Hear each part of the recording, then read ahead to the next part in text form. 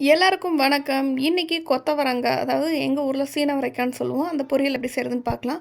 அதுக்கு இந்த மாதிரி நீங்க கழுவி சின்ன சின்னதா கட் பண்ணிக்கோங்க. கட் பண்ணிவிட்டு தண்ணி அது நிரம்ப ஊத்திட்டு, கொஞ்சமா மஞ்சள் தூள், கொஞ்சம் உப்பு போட்டு நல்லா வேக வச்சுருங்க.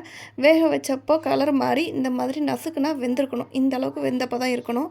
இதில இருக்க தண்ணிய நீங்க வடிச்சு தூர ஊத்தணும்னு அவசியம் இல்ல. நீங்க தேவைப்பட்டா சூப்புக்கோ, இல்லன்னா குழம்புக்கோ எடுத்துக்கலாம். இல்லன்னா இந்த மாதிரி வத்த விட்டு நீங்க பொரியல்லயே சேர்த்துருங்க.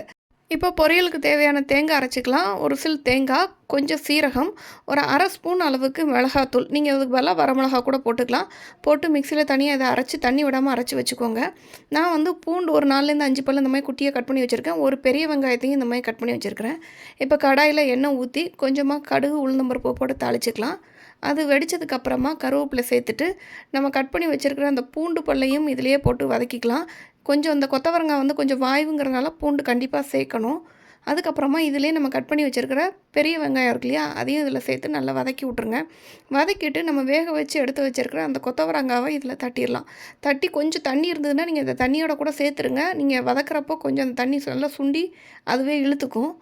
ஸோ இந்த மாதிரி நீங்கள் கிண்டி விட்டுட்டு தண்ணி நல்லா உறிஞ்சதுக்கப்புறமா நம்ம அரைச்சி வச்சுருக்க அந்த தேங்காய், சீரகம், அப்புறம் கொஞ்சம் மிளகாத்தூள் போட்டு அரைச்சி வச்சுருக்கிற அந்த தேங்காய் கலவையை நம்ம அதில் சேர்த்துக்க போகிறோம். உப்பு இந்த டைமில் நீங்கள் தேவைன்னா அதில் ஆட் பண்ணிக்கலாம். அவ்வளோதாங்க. இது நல்லா பச்சை வாடை போனதுக்கப்புறமா நீங்கள் ஸ்டவ் ஆஃப் பண்ணிடலாம். நல்லா சாம்பார் சாதத்துக்கெலாம் ரொம்ப அருமையாக இருக்கும். நீங்கள் எந்த குழம்பு வச்சாலுமே இந்த சைட் டிஷ் வச்சு நீங்கள் சாப்பிட்டு பாருங்கள். சூப்பராக இருக்கும். பிடிச்சிருந்தா சப்ஸ்கிரைப் பண்ணுங்கள். தேங்க்ஸ் ஃபார் வாட்சிங்.